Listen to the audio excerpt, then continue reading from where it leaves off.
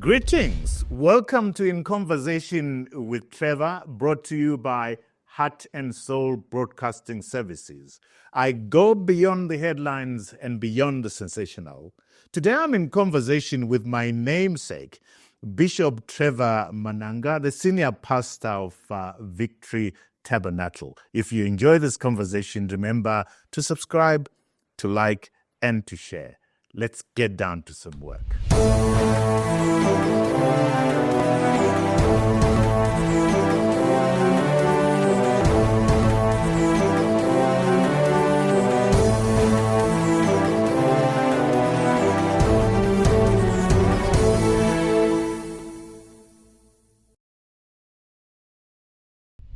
ZANU-PF does not have the copyright on violence.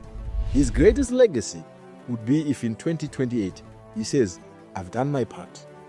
Let me hand over to someone else. That's life. Bishop, how do I pronounce my name? Trevor Manhanga. What a beautiful name you've got. Wonderful. We share a wonderful name together. I think we're going to have a good time today. Welcome, Bishop. Welcome. It's my pleasure. Thank you so much for having me. So you're senior pastor of Victory Tabernacle. You started this church with 15 people, 1985. You've grown it to over 1,000 people. You have 7 satellites all across the country. Talk to me about the growing pains of starting Victory Tabernacle, and also, what would be the do's and don'ts that you share with somebody who thinks I've been called to start to plant a church? Okay, so the great thing is we're having this conversation in my 40th year. 40 years, which biblically speaking is very significant. It's generational. So 1985, a young guy at the time, 22 years of age, finished Bible school here in Harare, went back to Mutare to go and plant a church with another minister by the name of Reverend Murilia. And the church was affiliated at the time and still is with the Pentecostal Assemblies of Zimbabwe. Mm-hmm. So here I was, 22 years old. 2 months after I hit the road there, the Len Murilia was much older than me, resigned to go to Kwekwe. So I was left with this fledgling baby, 15 people. We needed to pay for the building. The building, we had taken out a loan, 40,000, the equivalent of $40,000 US to pay off. So yeah, the good thing was I was single, not married. And, but with a call, you asked, the most important thing for people that's going to make it is, have you been called by God? Have you been called? There's nothing that supersedes that, because whatever comes your way, the difficulties, the challenges. I love the book of Hebrews, chapter 11, verse 13. It says, Moses chose to suffer affliction with the people of God rather than enjoy the pleasures of this world for a season. So when you called, you are able to put up with anything. And so for young people, for people who feel they're called by God, whether it's in business, whether it's to church, inevitably there will be challenges. But if you are called to something, there's a certain amount of stick-to-itiveness, that small voice in you that says, this is what you were called for. I left a very promising job with Barclays Bank to go to ministry. I always say to people, what amazes me today with a lot of young people, they're doing nothing and then they say, God called me. I'm amazed. If you look at the Bible, the people God called were always busy doing something. And then God called. I was at the bank at the turn of independence. There were no black managers at the time. And the manager at that branch where I was had put me on what was called the Accelerated Management Training Program to get non-whites into managerial positions. And that's when I went and told him and said, no, God has called me. Talk to me about that. God has called me. What does it feel like? What does that mean? It's internal first and foremost. It's not external. There's an intrinsic small voice that's within you saying, this is what I want you to do. This is what I'm calling you to do. So I was faced with a lucrative future that I would have had in the banking sector. And I always tell people, if I stayed at Barclays, the current permanent secretary would never have become the MD of Barclays. I would have beat him to it. Mm-hmm. George Guamata. Yeah. I said that George would not have made it. I would have made it first. But you know, the way I can express it, it's very personal. And I even cried when I went and told my father. Because my father had great plans for me. You know, parents always have plans for them. Yeah. And then I tell him, I'm leaving this. And he says, to do what? He said, I'm going to serve the Lord. Now, you know, most of us, our parents' ideas of someone serving the Lord is, hey, Poverty. poverty, struggle. And he was crying, I was crying. But I said, no, this is what I'm feeling inside. But the good thing was, by the time I went and spoke to my dad, I'd already put in my resignation. I think if I had waited until talking to him, I would not have put the resignation. You might have changed your mind. Changed my mind. Yeah. So a call of necessity is something very personal and very internal. Tell me, did you wrestle with God when the call came in? Was it yes, sir, or you wrestled with him? Did it take a long time? How long did it take? It took, I would say, a few months, because other people would look at me and say, you know, we feel God has called. But I would be saying, no. And I'm looking at, should I do this? Should I do that? You know, when I was at school, for example, I was the head boy of Morgan High School. So, you know, a school of 1,500 students. I was the head boy. So I understood the leadership and I understand the calling. But to go into, there's no one in my family. We don't have a history of pastors or bishops. And so it was something, I was kind of like Gideon. You know, I'm the least in my father's household. You're the sixth born, isn't it? Sixth born, exactly. Sixth born. And my father, for example, is the only one of his family that had a house in town. All his brothers were in the rural areas, in Marange. He's the only one. My father went to South Africa in the 1940s, married my mother in Cape Town, and then my mother was a South African, then came back to Zimbabwe in 1960, and then I was the first one to be born here. So my mother's family were Anglican, my father's side were United Methodist. So we are first generation Pentecostals. Talk to me about your encounter with God when you got born again. How was that experience? Do you remember? Absolutely. I was in the Baptist church. And all the brothers and sisters in the Baptist church, it's a wonderful church, good sound teaching. No frivolous stuff that we see today. That's where I was born again at the age of 10 years. And I remember there was a missionary preacher, pastor who was there. And every time he would say, you need to give your life to Jesus. And one thing I remember vividly as a 10-year-old, every Sunday, that pastor would say, if there's somebody here that wants to give their life to Christ, come to the front. And I would want to go, and I feel my legs are being held back. And one day I walked to the front of the church, and, you know, I was baptized. And I'm grateful that throughout my teens, I had already given my life to Christ, because when you go through your teenage years, there's a lot of challenges that come your way. And if you are not strong with a firm foundation, you won't make it. And so, you know, I never got involved in all the things young people got involved in because of my background. I tried smoking once, but the guys gave me the wrong stuff. They gave me some banje to smoke. It made me dizzy. Yeah? That was the end of it. You couldn't take it. I couldn't take it. Yeah. And I tried dabbling with drinking once. I went out and I drank. I was not used to it. The next day, I brought up like nobody's business. This is not for me. And so that was it. So I never followed that path. Same thing with women. You know, when I was older teenagers, all my friends, you know, girls. I just never. Does it sound? You sound like you're perfect. Are you perfect? No. I keep telling people that the idea of sinless perfection is not biblical. We are not sinless, but we sin less. I still sin. You got to ask my wife. She knows my sins. You know, ask my children. So we're not talking about sinless perfection, but surely we are getting better. Yeah. You know, when we were younger, there's a song we used to sing, the things I used to do, I do there no more. So it's a matter of perfecting ourselves, getting better. But to be sinners, no. I am a sinner like everybody else.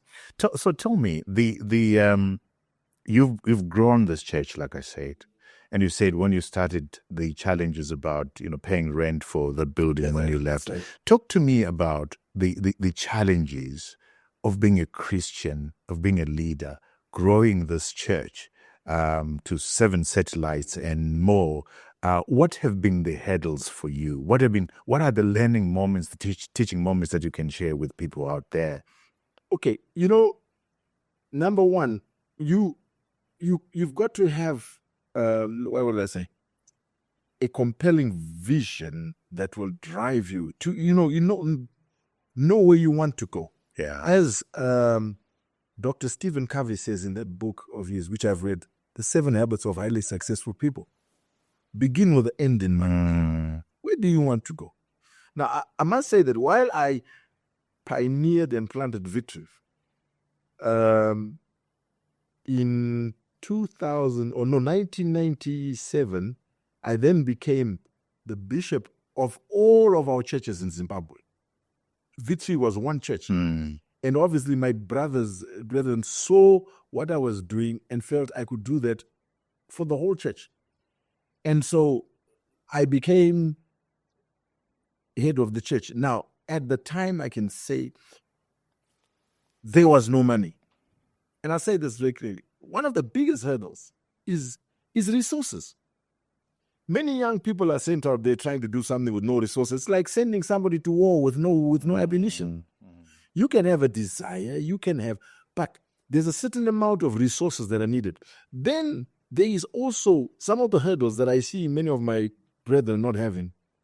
There's a certain amount of ability to organize yourself. To put things, right, how did I pay off a debt of $40,000 US? I'm a young guy, 22 years old. First thing I said to this little group of people, we meet our commitments to the bank before you give anything to me. We were paying about $300 every month, and I was getting an allowance of $100. Today, when I look at many of the young people, they don't understand this principle of delayed gratification. Any young guy cannot know he wants a flashy car, he wants flashy clothes. There's a certain amount of sacrifice that is needed. When I started off, I used to go and visit my parishioners with a bicycle. So, when people saw me in later years driving a car like I see you have parked out here, same color, so it must be because of our nose. Same color, same make. Yeah. They said, hey, I said, listen, I paid my dues. I used to ride a bicycle, visiting people, to see people in hospital, wherever. And so, I have built churches all over, from places people in Zimbabwe don't know, places like Sukwe in Billion and south of Wanda. Sleeping out there. I always tell people the story, Trevor. It's the first time I ever had sadza at 6 o'clock in the morning. We're building a church out in Sukwe, which is due southwest of Wanda, out there. And there's wonderful old lady. First of all, you probably know the area out there. There's more women in the church because all the men have gone. To South Africa. Yeah, exactly. So I'm going down there working with the ladies to build the church. The ladies are going to get these bricks. They are going to get everything. And so I'm overnighting there. And this wonderful old lady, Gogo do it. I'm sleeping by her house. And I'm leaving the next morning to go to Mashingo. She is up at 4, making a fire, killing a chicken, and I had chicken and sadza at 6 o'clock in the morning. So he says you've got to be able to sacrifice. Exactly. Uncomfortable. Exactly. Today you find guys tell you, if I'm coming to your church, you book me in at the region hi-hat. I want this kind of a room. I want this. And people don't understand. What does that say? Because I'm glad you went there. I mean, then society then says, is this Christianity? is this flashy lifestyle of big cars, huge houses, when your congregation doesn't have basic things. Is this your God? What response do you have for that? Well, let me say this, Trevor. Unfortunately, the kingdom of God and the gospel has been overtaken with people who, number one, show a serious lack of calling to the God that we know. And we have chances, we have soothsayers, we have people who are not servants of God by any stretch of the imagination.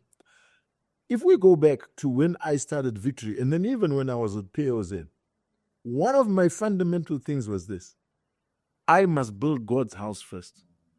So even before I owned my own home, I was building churches out in remote areas.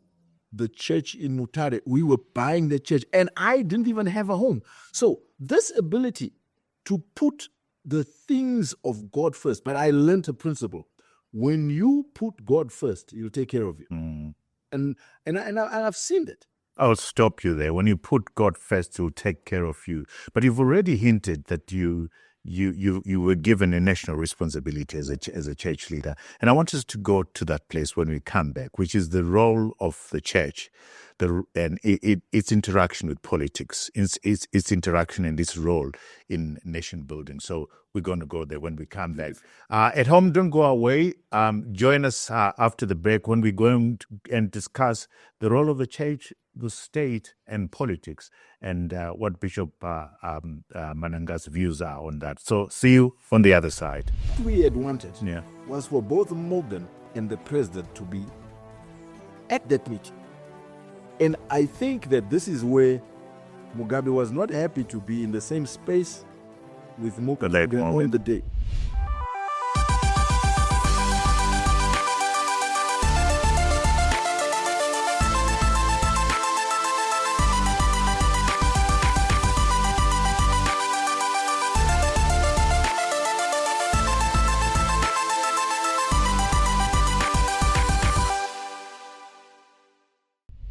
Welcome back to our conversation with Bishop Trevor Manhanga, the senior pastor at Victory Tabernacle. And just to remind you, we are excited, 10 million views that we achieved. And we're very excited. The show continues to grow on Instagram, on TikTok, and of course on YouTube. 78,000 subscribers. Very excited. We're grateful for your support. So, Bishop, you have played a role in this nation, a big role in this nation, as leader of the churches, as it were. But I want to go to one particular space, which is the Zimbabwe We Want.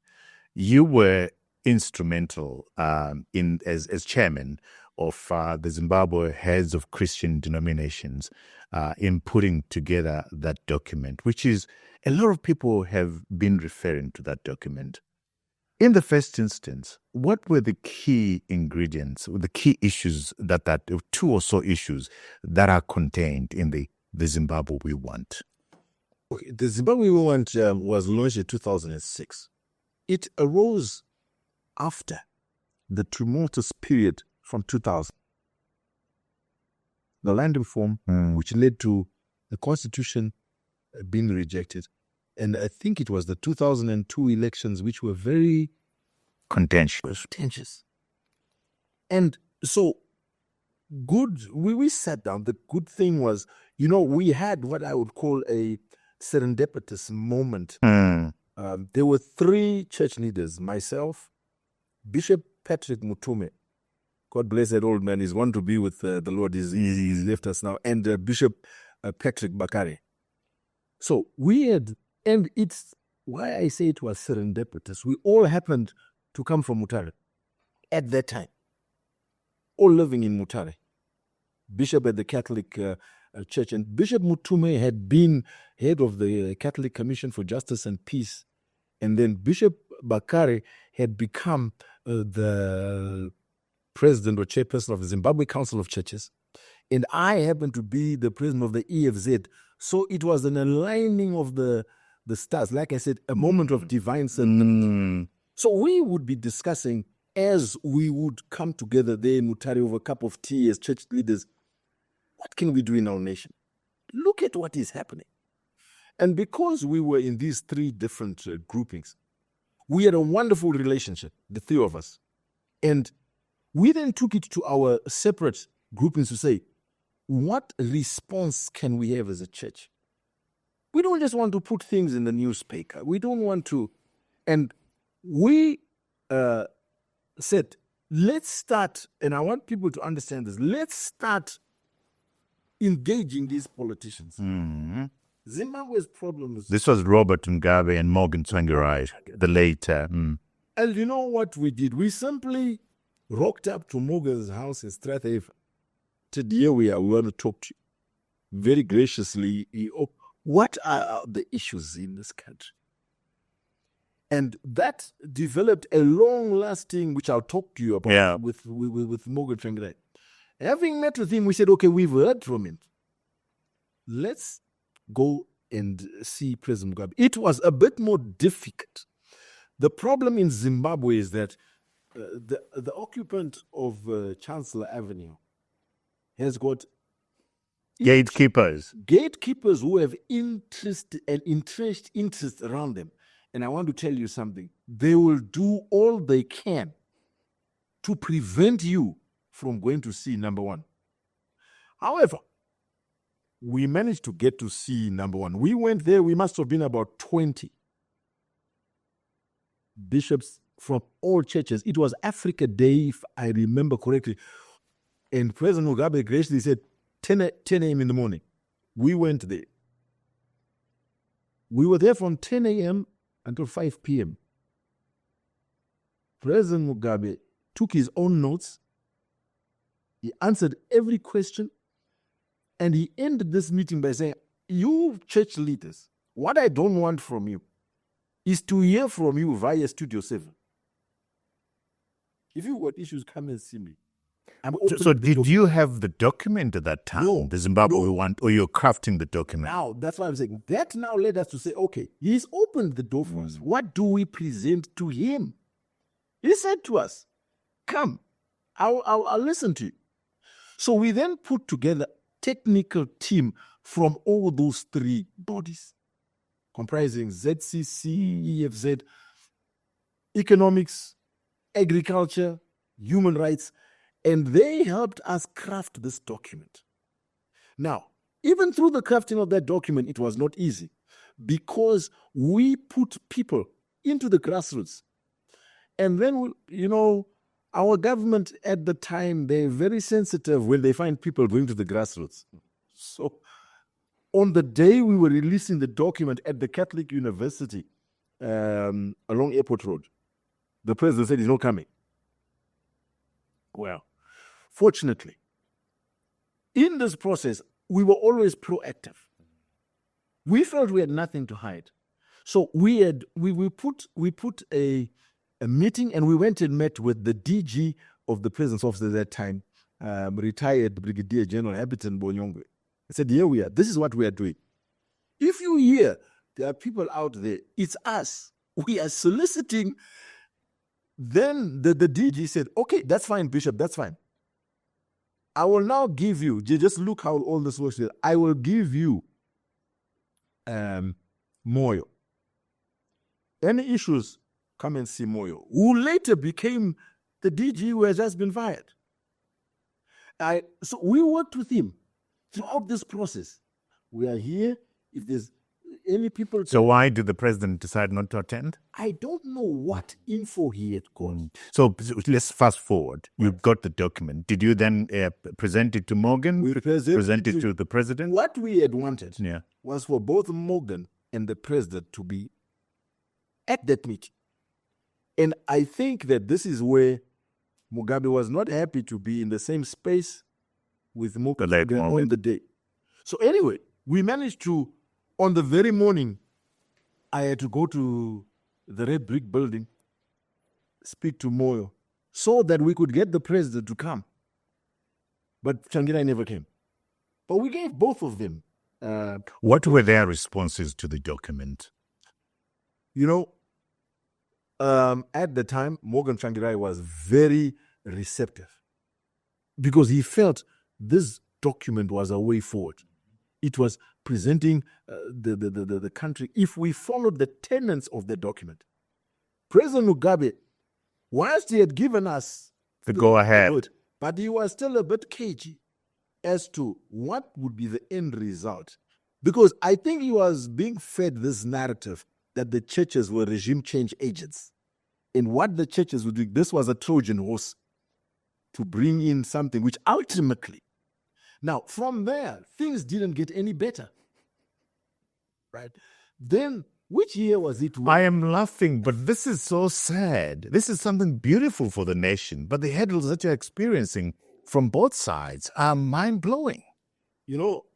So the good thing is this, we never gave up. So now what we are doing, following what the good thing is, we kept saying to people, the president told us. So from there, on almost a weekly basis, we are in Strathaven. We now With the late Morgan. with the late Morgan and his team, the late Makoni, Welshman Nube, the MDC, it was one homogeneous unit at that time. We would leave Strathaven and proceed to Parliament to meet with the ZANU-PF team led by the late John Nkomo in his office at Parliament.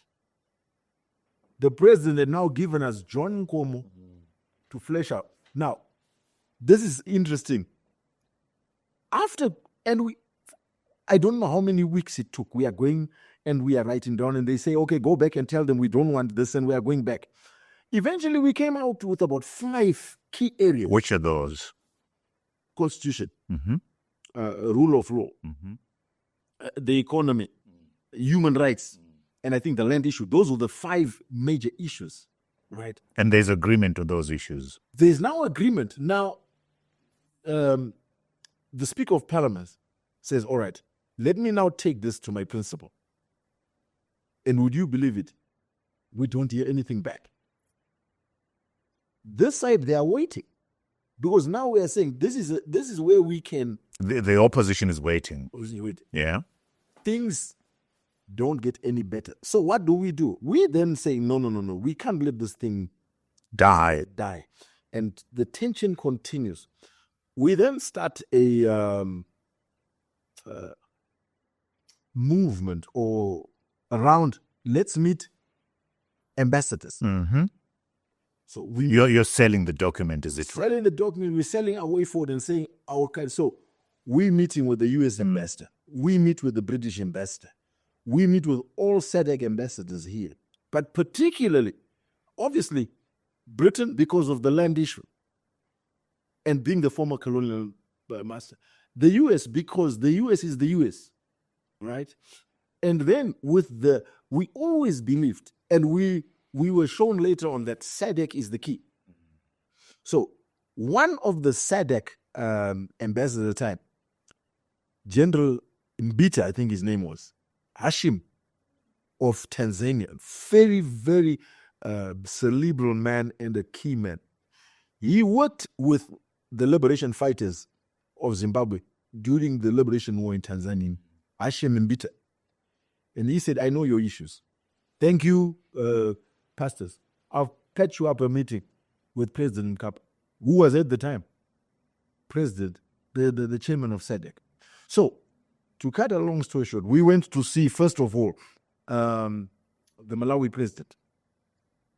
And from there, he said, this is noble, but Malawi is not really a big player.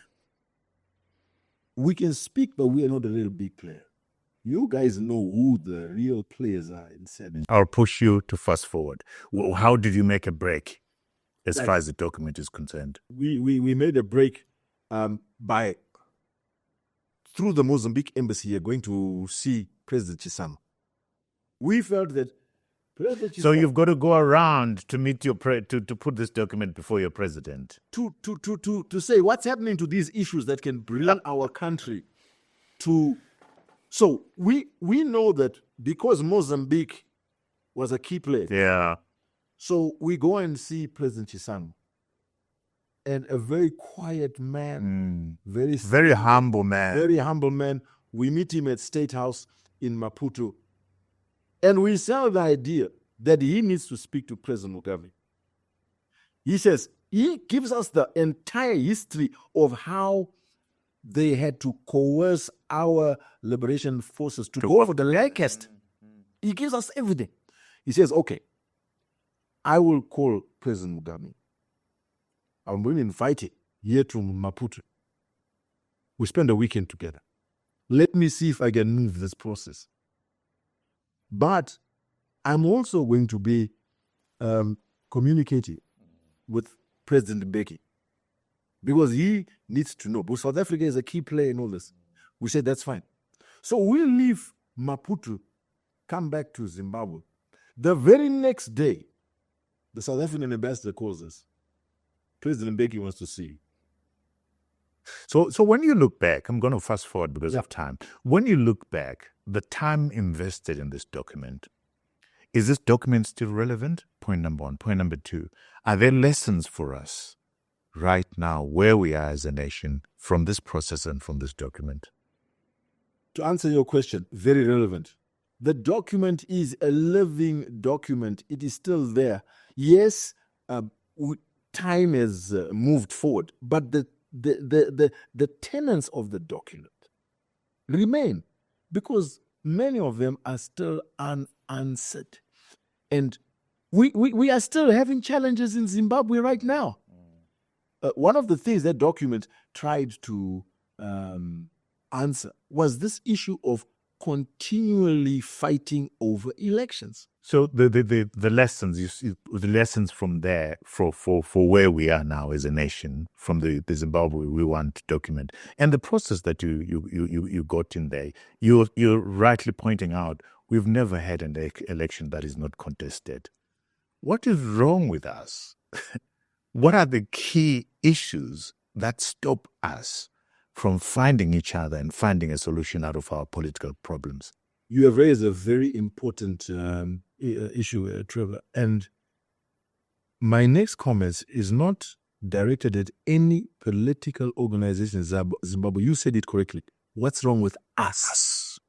You see, I want to tell people, ZANU-PF does not have the copyright on violence. They may have the encyclopedia, but these other parties are writing their own novels. We've seen it. And so we have to ask ourselves, how is it? I saw this firsthand. Looking right now at what's happening from 2017, how President Mugabe was unceremoniously removed, to the other guys in the opposition, and how they splintered like amoeba. There is something within us that whether we come from ZANU-PF, whether we come from MDC, whether we come from Triple C, that doesn't want to say, Trevor is leading. Let me allow him to lead.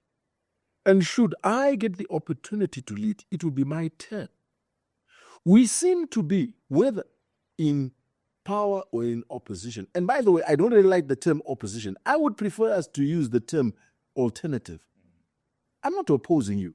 I have alternative views. I'm not opposed. There are certain things as Zimbabweans we should come together. There's no opposition. We've got one country. Exactly. And that's what the Zimbabwe We Want try to get us to do. So we need to come to this point where we can look at this whole political discourse. And to answer your point, where did we go wrong? I've seen now, coming from then up to 2017, what has happened on both camps. There is an insatiable desire for power on both sides. Is it just power or what power delivers? Oh, yes. No. It's what comes with power. You see, because how do you explain what happened in the MDC, where the gentleman who fought to take this whole thing is left with a shell? Is he happy with that? Is that what you wanted? So there's something within our mindset, and makes me bring this point very clearly. The people who are on the other side, are they fighting for a better life for Zimbabweans, or are they fighting for a place at the table? You see, I think we must make this point, Trevor. What disappointed me most was, so let me fast forward this quickly. We went to union buildings, met with President Mbeki, had a great meeting. President Mbeki says, President Chisano phoned me, and I'm now going to take, I'm coming in. Expect me in Harare in a few days. And exactly, after speaking to him, President Mbeki was in Harare within the week. That set the ball rolling for the GNU. Now, what amazed us, we presented this document to both sides. We are fighting for a new Zimbabwe. People come together. The minute the GNU starts forming, neither side is talking to the church at all. The church is relegated, is sidelined. The guys we used to meet at Morgan's house are now in Mercedes-Benz. They don't even... How do you explain that? What's your takeaway from that? My takeaway is this very thing, that these guys, unfortunately, the truth must be told. They were not fighting for a better Zimbabwe. They were fighting to get to the table, to eat for themselves, period. Let's not beat around the bush. And until we have people on both sides who put this country first, we're going to continue with this quagmire. Are you hopeful? I am hopeful. Let me say this. In this dealing with people both in government, ZANU-PF, and there are some wonderful people. Let me say this. There are wonderful people in ZANU-PF. There are wonderful people in the alternative side. I just don't know why they don't rise to the top to deal with these others, because these warmongers and these people who just want to get there to eat always seem to be the ones with the loudest voices. But I have hope, because I believe we still have good people. Hope is good, because without hope, then we are lost. We're going to take a break here. When we come back, I want us to go to a contentious issue. Genesis 1 verse 27 says, "So God created mankind in his own image. In the image of God, he created them, male and female, he created them." But society is saying the people can choose what sex they want, which is different from their biology. What does the church say? And also, we've spoken about the land issue. You did. I want to see whether you did get land yourself and what your views are as far as the land reform issue is concerned. It's still an outstanding issue. How will we be able to resolve it? So at home, please don't go away. We're going to go to that very contentious issue. The issue of LGBTs, lesbians, gay, bisexuals, and transgenders, and the issue of sanctions, because the bishop was involved in campaigning against sanctions, and also the issue of the land reform. So don't go away. Don't go away. See you on the other side. When people say Zimbabwe is a Christian nation, I take a little bit of offense there. We are a church-going nation.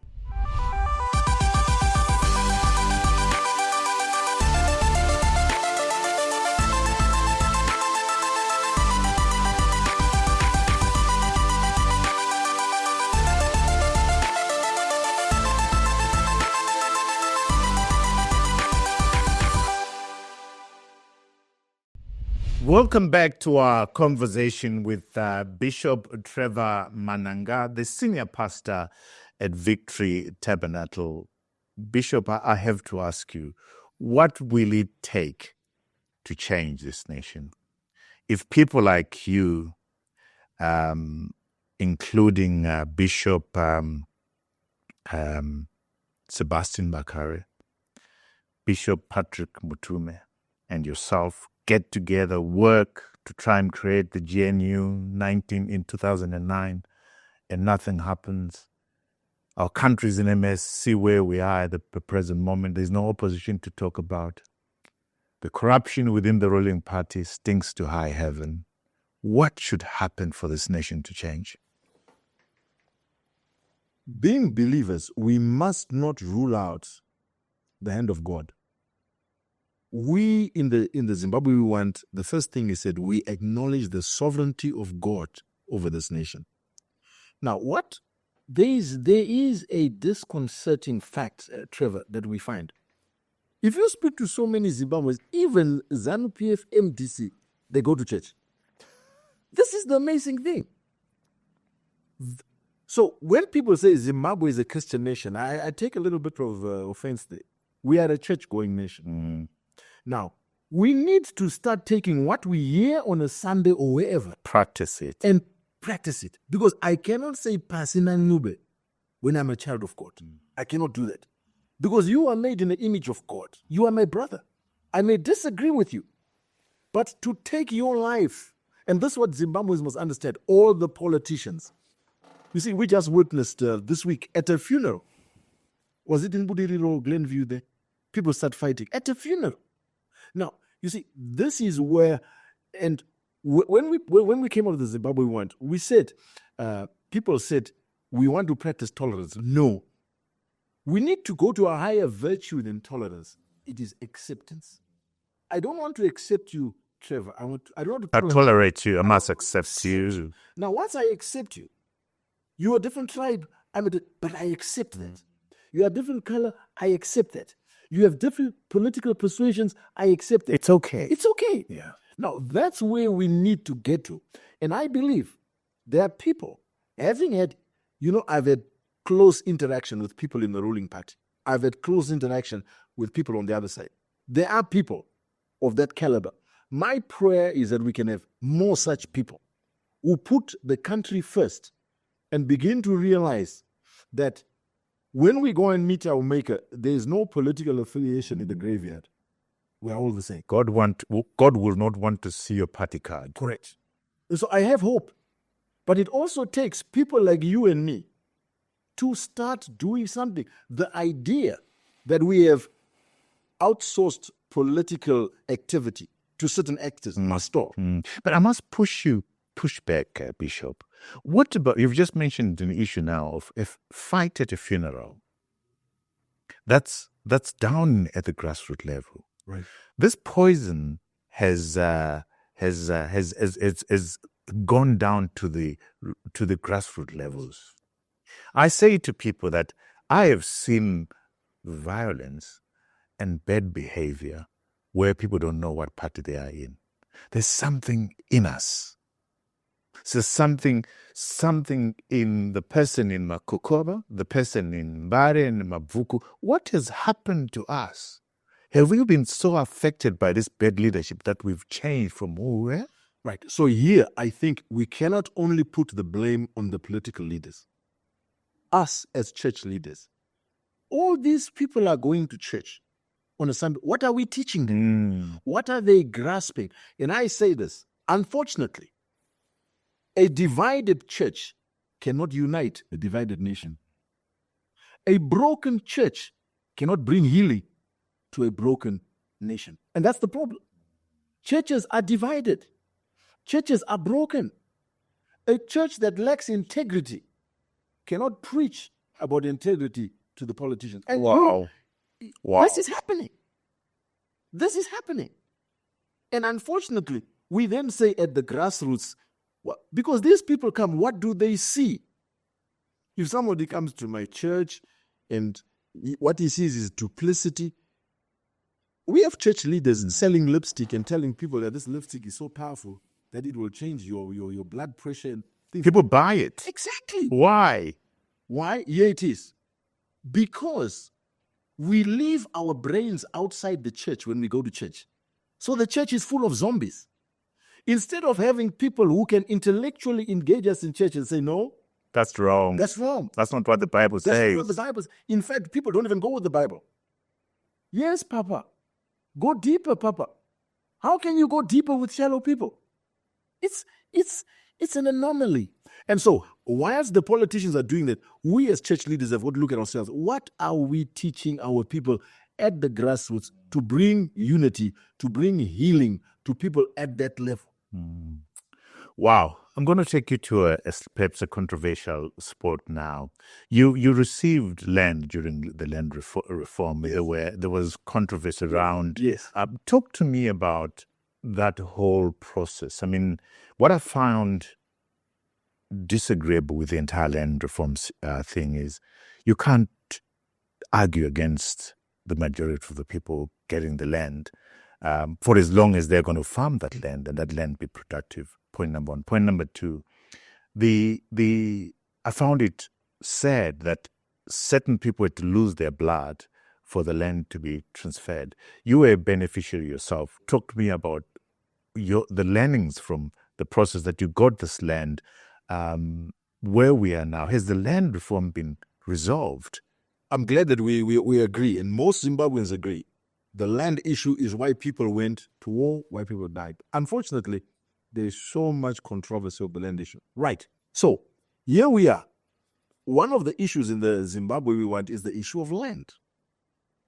Its correct usage. Mm-hmm. And we were in many meetings. We engaged at the time the Minister of Land, Didmus Mtasa. And his question to us was, how many of you church leaders have received any land? There was not even one in the room. He said, so why you people are talking against what we are doing? Why don't you come and show us? You are leaders. You can apply for land. You can be even, and then you show us. So I was in that meeting, and I took up the offer at Mutasa. And he said, go through the process. I went to Mutare, to the district lands office. I put in my letter of application for land. And I was granted 100 hectares of land in Makoni district. Right? Following all those structures that. But that meant a white farmer losing the land?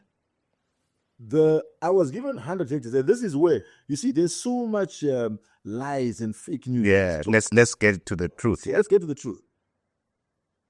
This farmer, his land had been designated in 2000. Okay.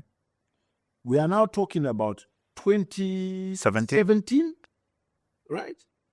So it is a misnomer, but because of who I am to say, Manhanga went and kicked out a white farmer. I never did that. His land had been designated in 2000. So it was already designated, but he stayed there. Right. The farm measured 400 hectares. You got 100. I got 100.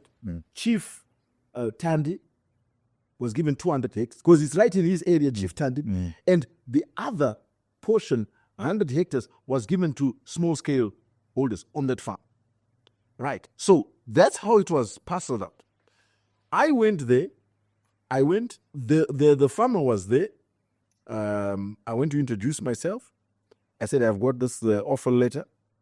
And look, how can we do this in a very good way? You know, I don't know what the issues were or you said, but this is the letter I have. I showed him the offer letter. He became very hostile. I said, okay, look, I'm not wanting to argue or fight. This is what I had. I went to see the land office. The land office said, we have already been and spoken to you. We told him the land has been expropriated and you are a beneficiary. Right. So they said, go on to the land. This is the land office. Mm-hmm. I said, I'm not interested in his house. There were 2 houses on the land. I said, I'm not interested in his house. What I want is, I had a tractor. I had all the implements to farm. Yours? My own. Yeah. I went there. So to fast forward the story, Bishop, as a man of God, in your conscience, is your conscience clear as far as my conscience goes? My conscience was totally clear. Yeah. I was putting the land before. It was legal. People say, what about your conscience? I say, listen, are we going to follow what is the law of the land? Okay. I was not, and I said, if you want to stay now, stay now. I have no problem. But I want to say this to you, was very good. Yeah. We went there. This man mobilized people in the surrounding area. They thrashed 2 of my workers. One was beaten so badly that he was hospitalized. Right? People don't know about this. The guy is still there. He had to be hospitalized. We were not interfering with him. Mr. Smart was his name. Yeah. Right? And then, okay, We then realized we don't want to have any further tension. Robert Smart. Robert Smart. We went to the courts, Rusape Magistrates Court. We won the case. He refused to, he then took it up to the High Court. We came here to the High Court. We won the case in the High Court with his consent. It was by consent. I've got the order. People, the legal people understand when an order is by consent, he agrees. Yeah. We go back to try and now put this into order. But at this time, it's 2017. There's this upheaval. President Mugabe is removed. I was staying here in Harare. I had a home here when I was doing my national business in Highlands, living right opposite, and I'll say this clearly, right opposite Christopher Nchanga's house.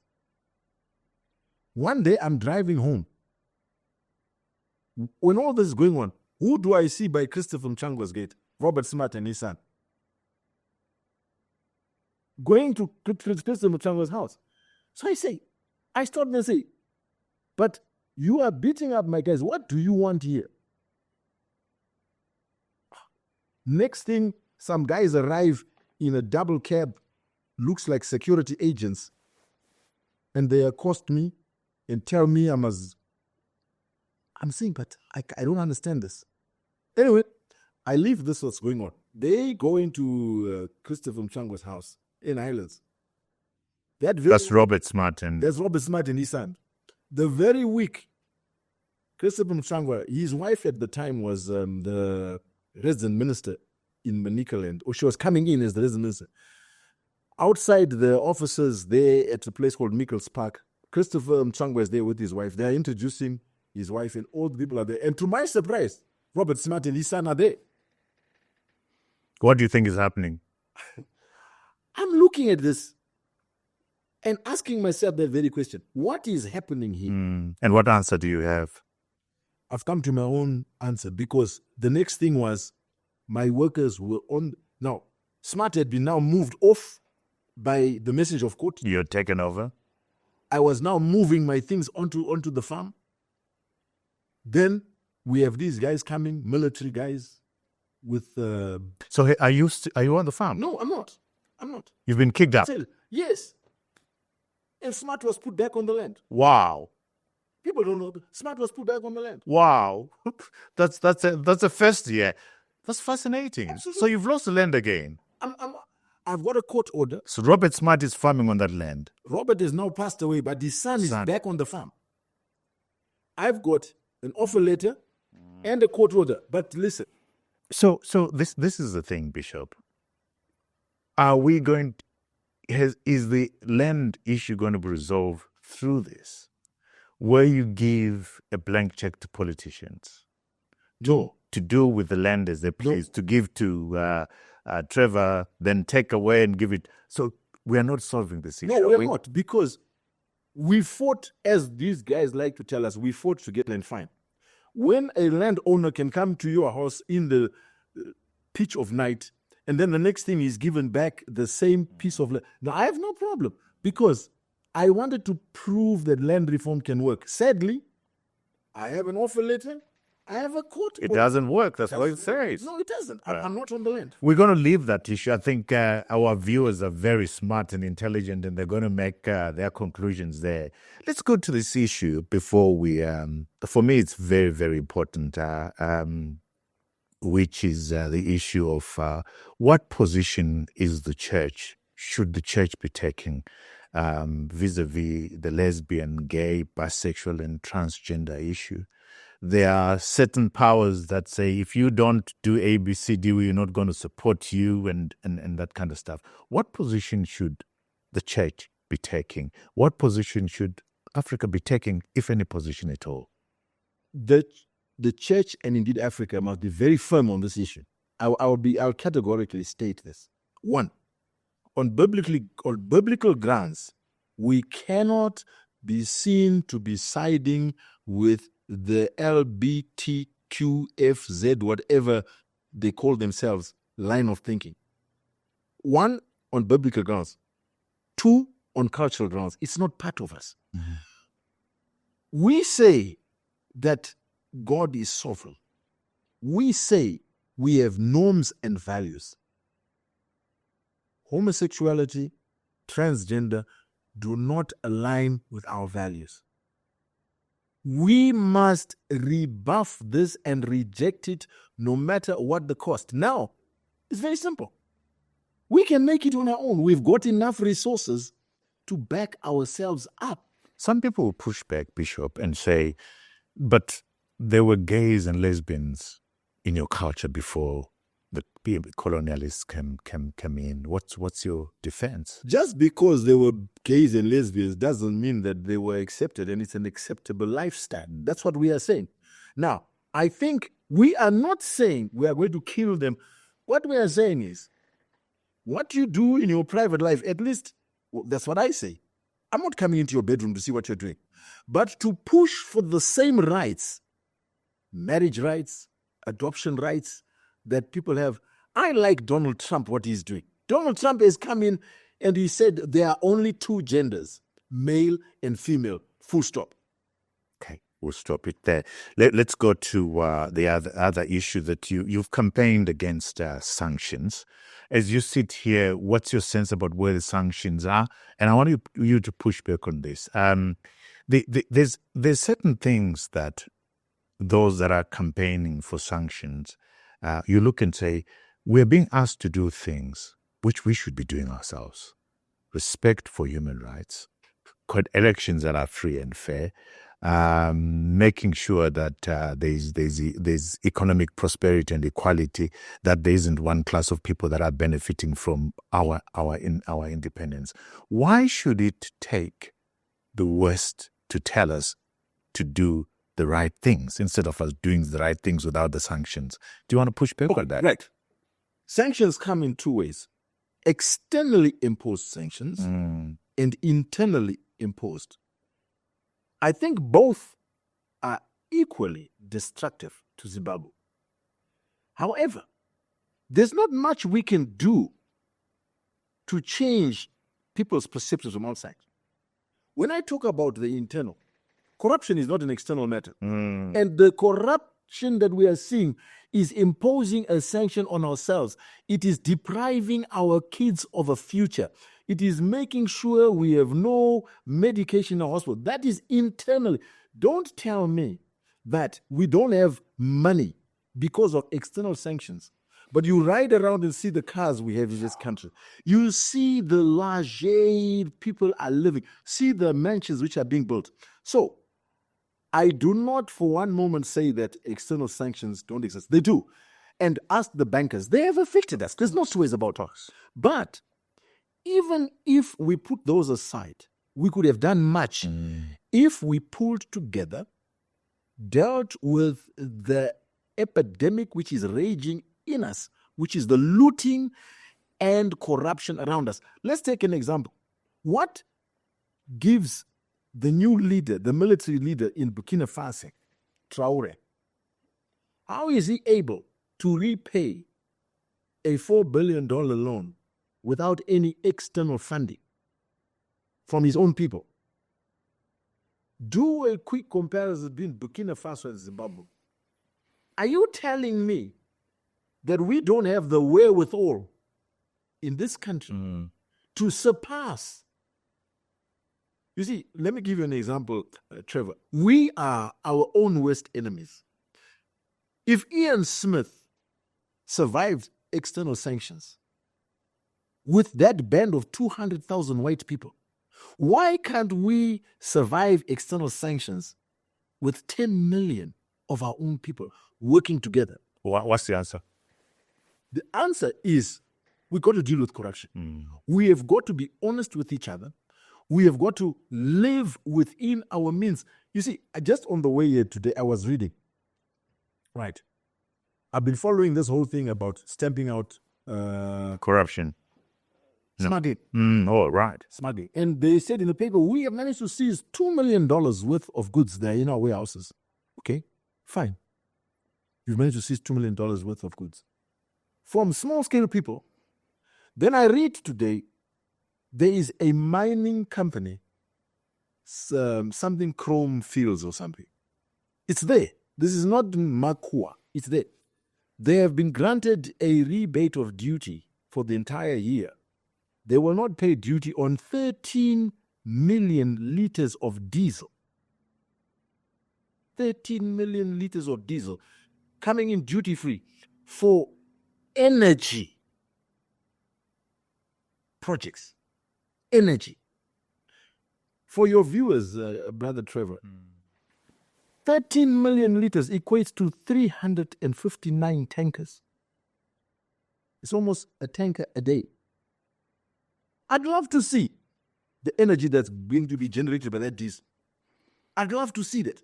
Now, for a moment, they suspended duty on that amount of diesel. And they're very happy to say we have seized 2 million. You need to be a rocket scientist. Absolutely. You get what I'm saying? I want to say this. Those two, I'm not saying they are right. But why weren't those people who had their goods seized given the same free pass like Chromfields?